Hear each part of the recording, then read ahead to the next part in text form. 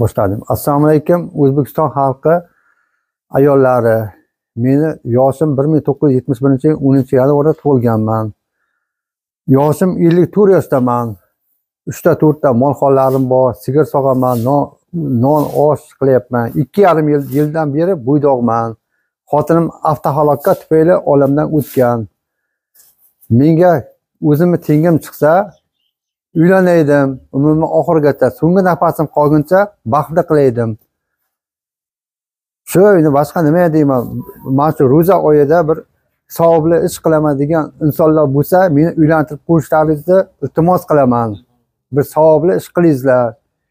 Raqamim, shaxsiy telefon raqami bor, 94lik 005 1071 raqamiga aloqaga chiqsangizlar, meni ana shu telefon raqamim bo'ladi. 1071 raqami, 94lik 005 1071 raqamim.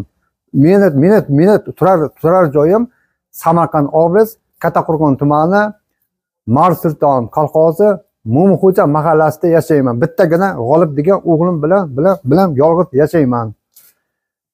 Menga uyimda ayol zoti yo'q uyimda. Ayol zotining do'shkinasi chiqib tursa deyman, uyimni chirog'i yonsa deyman. Avtohalokat tufayli olamdan o'tib ketdi. 2,5 yildan beri yolg'iz yashayapman, qiynalyapman. Bir savobli ish qilingizlar.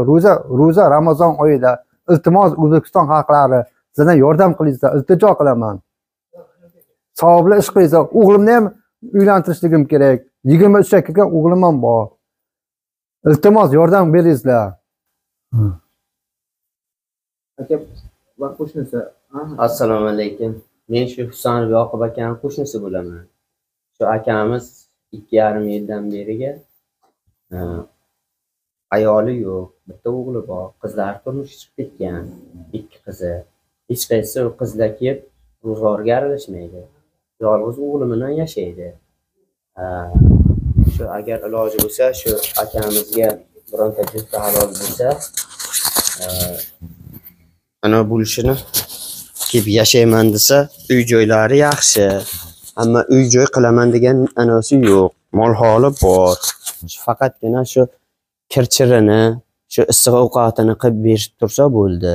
Mabodo o'g'li uylangan taqdirda ham uyda bemalol bo'linib yashashga anasi bor. Tomorqasi 30 sotik. Yashash sharoitlari bor. O'g'liga mana bog'da 3 xona uy bor ichkarida. Bu tomonda 3 xona uyi bor. Faqatgina shu akamizga shu issiq ovqatini, kiyim-kiyimini, ag'bag'ini tozalashini qarab tursa bo'ldi. Tirikchiligi nimadan nima ish qiladi? Tirikchiligi dehqonchilik. Odamlar anosida mehnat qiladi. Yaxshi, o'ziga to'q. O'g'li pensiya oladi. Nafaqasi bor o'g'lini. O'g'lini hech kimga ziyoni yo'q. O'g'lini faqatgina shu eshitadi, hamma narsani tushunadi, aqli hamma narsasi joyida, faqat so'zlashuvda gapira olmaydi. Aybi shu, lekin aqli joyida, hamma narsani biladi. Mabodo bolalik ayol bo'lsa ham uylanishga rozi akamiz. Bironta yosh bolalik bo'lsa ham.